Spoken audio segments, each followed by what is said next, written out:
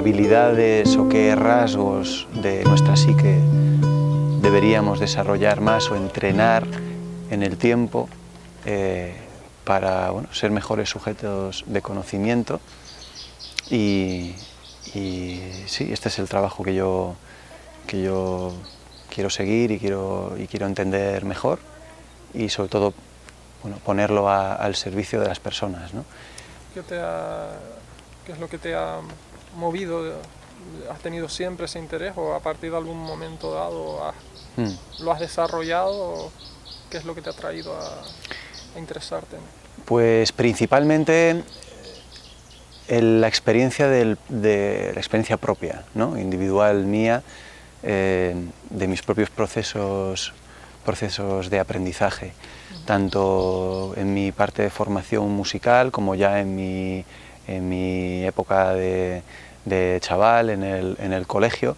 Siempre me pareció interesante ver las diferencias que había entre las diferentes personas, cómo aprendían, cómo a algunos sorprendentemente se les daban bien algunas cosas, a otras se les daba peor, y bueno, a mí, como a todos, se me daban mejor algunas cosas que otras, y me llamó mucho la atención como la parte que digamos me resulta muy interesante a la hora de analizar el proceso de aprendizaje es la ilusión y la motivación. Es una parte fundamental. O sea que vienes, por así decirlo, desde el ángulo del aprendizaje. Del aprendizaje, claro, claro. No solamente de la adquisición y fijación de conocimiento, sino incluso de la propia actitud hacia el conocimiento, ¿no? de estar en un estado de apertura hacia nuevos conocimientos que de una manera más o menos eficiente se pueden fijar en uno mismo, ¿no? En el caso, por ejemplo, personal mío, viene de la música. La música es una disciplina muy interesante a la hora de entender cómo se aprende. Se aplican disciplinas memorísticas, ¿no? Sí. Por un lado, la parte de memorización de la música en sí, pero también de la memoria corporal. Es decir, la música tiene una parte indudable técnica, en la que, por ejemplo, si tienes que tocar el piano de una manera u otra, tienes que aprender los movimientos, ¿no? Es como en las artes marciales.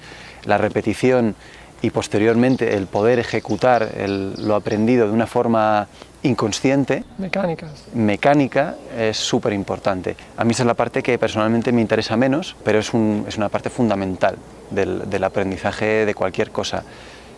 Incluso se manifiesta, pues, por ejemplo, en los niños pequeños, ¿no? Cómo no aprenden a caminar con clases de caminar, sino que aprenden por repetición, explorando, efectivamente. Yo creo que en la música y en el resto de campos puede también ser esta la forma de aprender más eficiente. Sin embargo, el proceso de aprendizaje es mucho más complejo, y la cuestión que a mí más me interesa y que te quiero también preguntar a ti es qué podemos hacer para que ese proceso sea más eficiente, para ser mejores sujetos de conocimiento. ¿Cómo llegaste tú a la cuestión que sé que te interesa especialmente de la atención?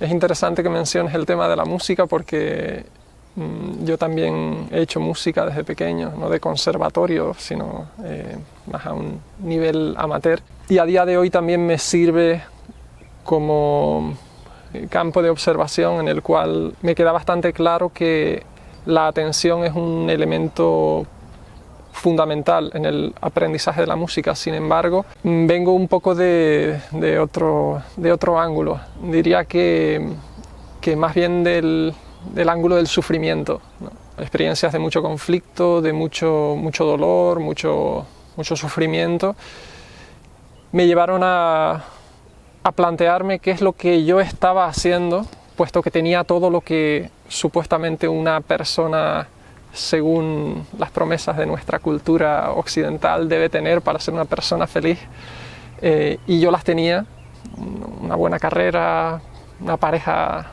que me gustaba, dinero, éxito, reconocimiento, y sin embargo me sentía más bien una persona poco dichosa, ¿no? y más bien vacía. Si bien siempre había tenido una orientación ya desde bastante pequeño a darme cuenta de mis procesos internos, de mis procesos psicológicos, mis pensamientos, mis emociones, mis impulsos, etc. Fue en ese momento en el cual la crisis me movió a volcarme totalmente hacia mí mismo y tratar de descubrir qué es lo que estaba pasando, porque si yo tenía ya todo lo que necesitas para ser feliz, y no solo no lo era, sino que era más bien miserable, empecé a observar mis pensamientos, mis emociones, mis motivaciones, y empecé a descubrir que en realidad yo era el artífice o la causa primera en la mayor parte de los casos de mi propio sufrimiento. Yo en aquel momento,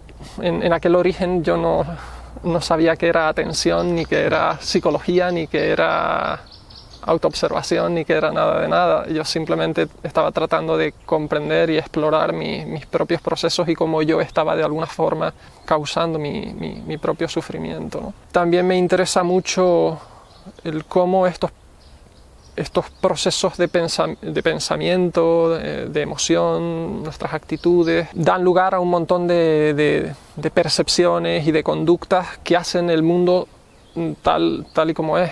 Las distintas identidades políticas, sociales, religiosas y a las manifestaciones más destructivas. Concretamente me interesan las manifestaciones más destructivas de estos procesos, ¿no? La discriminación, los estereotipos, la guerra, y si es posible vivir de una manera que no alimentemos ese sufrimiento y esas divisiones entre nosotros, ¿no? Puede afectar, por ejemplo, al bienestar, el conocimiento que tengamos de este rasgo. Yo opino que es la forma de inteligencia más compleja y más infrecuente, de hecho, ¿no? Por ejemplo, nuestros problemas psicológicos en general los causamos por la interpretación o valoraciones que hacemos de nosotros mismos, que si no valgo nada, o que soy una persona querible o no, o deseable, o guapo, o feo, o exitoso, o no. Todo ese tipo de pensamientos, interpretaciones, valoraciones que hacemos de nosotros mismos tiene una consecuencia brutal sobre nuestro sentido de valía, nuestra autoestima. El hecho de prestar atención a todas esas valoraciones, no solo ya de que hago acerca de mí mismo, sino que hago acerca del otro y acerca del mundo en general, tienen una enorme repercusión no solo para mi autoestima o mi sentido de confianza en mí mismo y mi potencial de desarrollo, sino también para cómo percibo al otro, porque mis interpretaciones del otro determinan cómo percibo al otro. ¿Y cómo nos relacionamos con él? Cómo me relaciono con el otro, por ende, y también cómo veo al mundo. Y por tanto es crucial desde mi punto de vista ser consciente de todas esas interpretaciones, de todas esas valoraciones. Si no nos prestamos atención a nosotros mismos, acabamos en esa deriva automática en la que estamos proyectando sobre los demás lo que pensamos acerca de ellos y sobre nosotros mismos lo que pensamos acerca de nosotros mismos. Y eso es una enorme limitación, ¿no? Has hecho mención de dos cosas fundamentales, ¿no? Por un lado la parte del desarrollo personal y por otro lado la de relacionarse con los demás, que yo creo que van de la mano, de hecho, ¿no? Ambas cosas. Una cuestión para mí muy interesante es ese aspecto práctico, ¿no? Cómo desarrollamos nuestras habilidades, nuestras facetas, precisamente para estar más atentos a ambas cosas, a nuestras percepciones, a nuestro propio interior, para desarrollarnos como persona y para relacionarnos mejor con los demás, ¿no? Tiene que ver con un cultivo más o menos estricto de una serie de, podemos llamarlos habilidades o virtudes, pero la clave está en cómo mantenemos estas virtudes en el tiempo. Ponemos un ejemplo. ¿A qué virtudes te refieres? Por ejemplo, me refiero a la curiosidad, ¿no? La curiosidad es un motor exactamente, es ese motor explorador que, por ejemplo, vemos en los niños pequeños, ¿no? Que no paran en ningún momento de querer más. Es decir, nunca vas a ver a un niño que esté gateando y de repente se pare y se ponga a pensar. No, va a estar gateando o aburrirse, nunca se van a aburrir, va a coger una cosa, va a coger la otra. Eso que con el tiempo y cuanto más vamos creciendo y haciéndonos más mayores, parece que se va perdiendo. Esa sería una virtud. ¿Cómo la mantenemos en el tiempo? La humildad también, una humildad incluso intelectual, el entender que el propio punto de vista pues es limitado. También la firmeza, por otro lado, ¿no? La firmeza la firmeza intelectual a la hora de defender una idea. Me gusta mucho la comparación, hablando de firmeza intelectual, con el cuerpo humano. Un cuerpo tiene que ser firme, la musculatura tiene que ser firme para mantener el esqueleto y el cuerpo, ¿no? Pero al mismo tiempo también tiene que ser flexible para no lesionarse, para poder moverse, para poder ser eficiente y para poder, bueno, por ejemplo, estirarse. Digamos que el peligro está en olvidarlas, en que un día una virtud vale todo, al día siguiente, según el contexto, según los intereses momentáneos, según los automatismos psicológicos, puede perderse, ¿no? Entonces, ¿qué es lo que nos garantiza? En la rutina, ¿no? Efectivamente. En el hábito. ¿Qué es lo que nos puede garantizar el mantener las virtudes en el tiempo? Que no cambie de un día para otro. Y yo creo que ahí está una meta virtud o un rasgo psicológico fundamental, que es el que te has mencionado, que es el de la atención. Es como si fuera un garante del resto de virtudes que se despliegan debajo, un guardián, efectivamente. Por lo tanto, si no cultivamos esta meta virtud, a este guardián, si no le entrenamos lo suficiente, caes en el olvido. Caes en el olvido, caes en el despiste. Y pierdes la intención de mantener la curiosidad o la honestidad. Efectivamente. Entonces la pregunta clave es cómo cultivamos la atención, qué tipo de actitudes tenemos que mantener, qué tipo incluso de ejercicios específicos podemos hacer para cultivarla, para que nos ayude a ser pues, mejores personas, mejores estudiantes, mejores empresarios, mejores familiares, mejores amigos.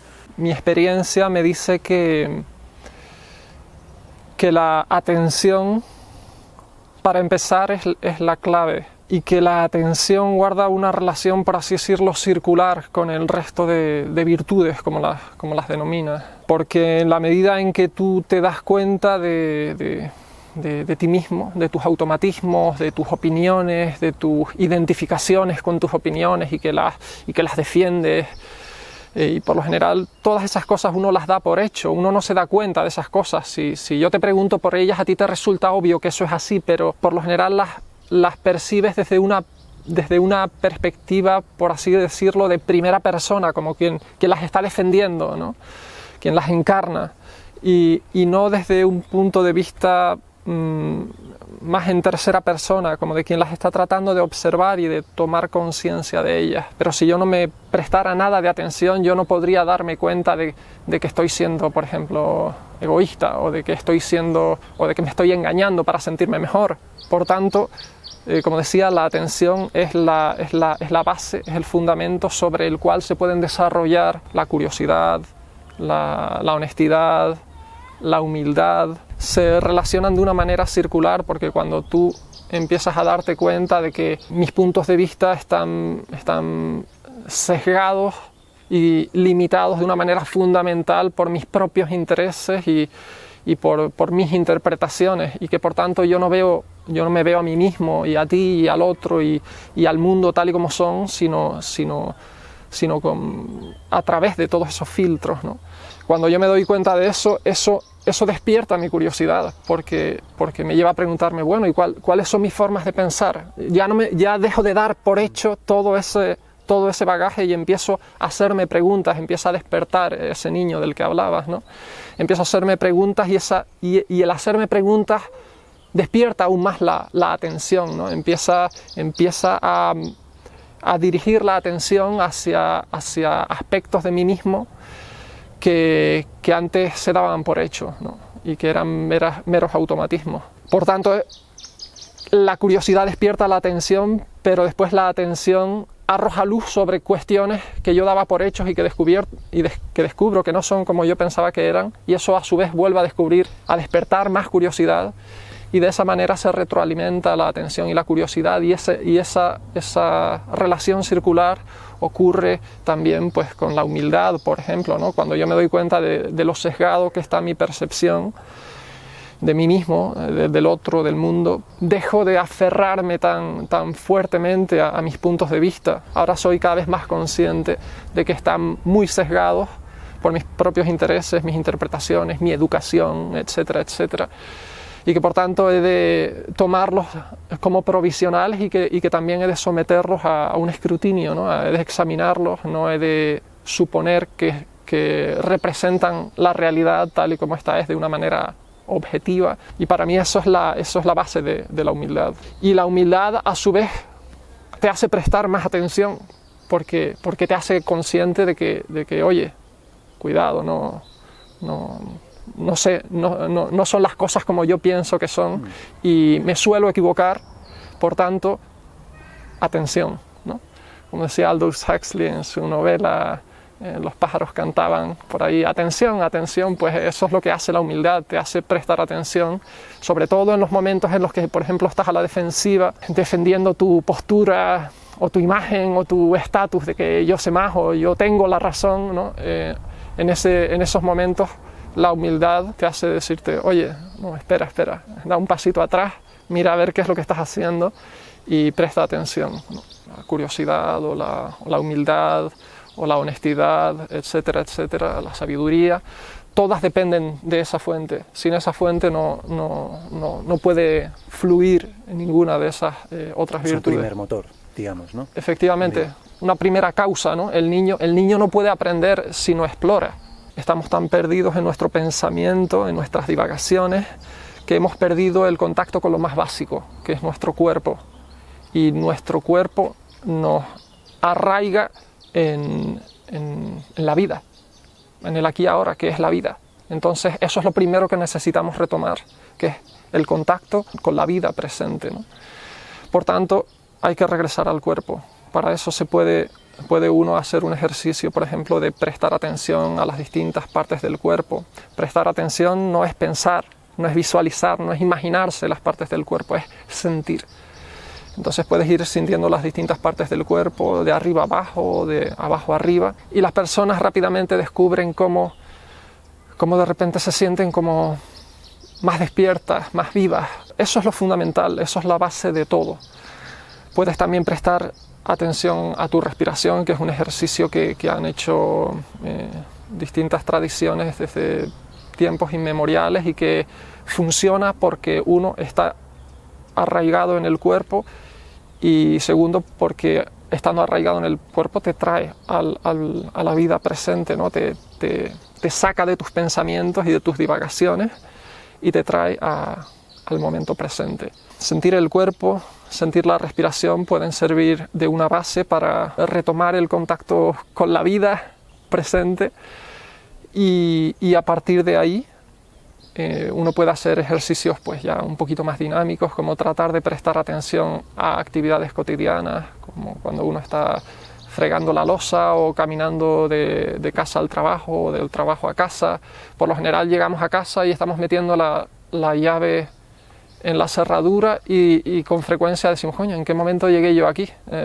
No recuerdo nada del camino, por dónde vine, qué vi. Eso es un síntoma de que estamos viviendo la vida en un estado automático totalmente. No eres consciente en el momento presente de lo que estás viviendo y después más tarde tampoco lo recuerdas. Entonces, ¿qué diferencia hay entre vivir en ese estado y no vivir en absoluto, ¿no? Entonces hace falta que empecemos a prestar atención a las actividades rutinarias. Esto no se trata de sentarse en una esquina y rezar un mantra y hacer meditación. Yo no soy muy partidario de eso, yo soy más partidario de la vida cotidiana, no de llevar la atención a una esquina, sino de coger la atención y traerla a la vida, a las actividades de la vida cotidiana.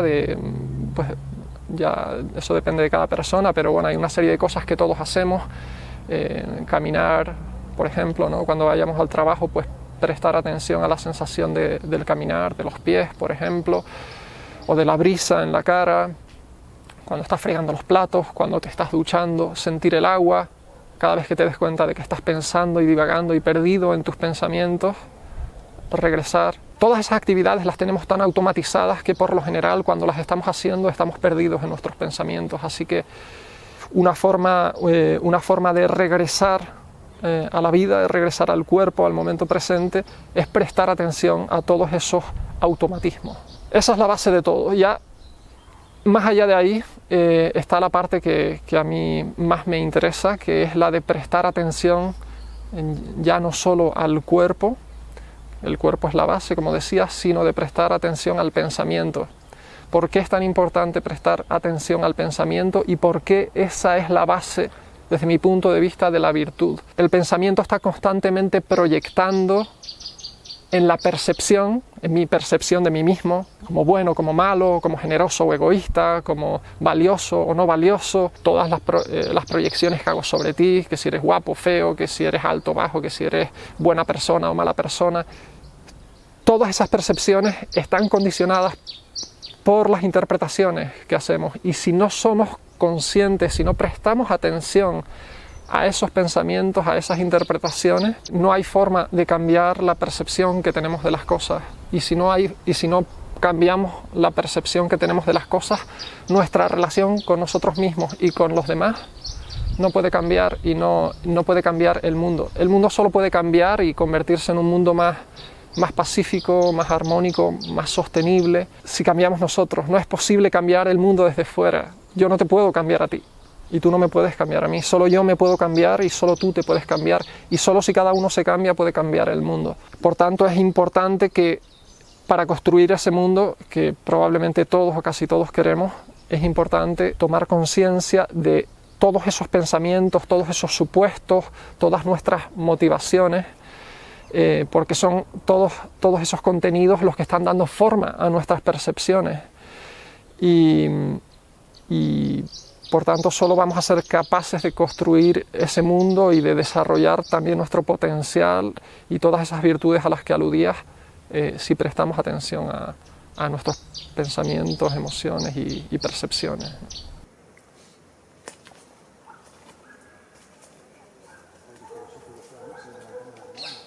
Hemos identificado la atención entonces como el motor primero, una especie de causa primera de la cual se despliegan todo el resto de virtudes y habilidades beneficiosas, ¿no? para nosotros, para ser personas más virtuosas. Para mí esto supone un reto, sobre todo en los tiempos que corren. Parece que estamos perdiendo una serie de habilidades metacognitivas fundamentales, por ejemplo para la concentración profunda, que está estrechísimamente vinculada a la atención.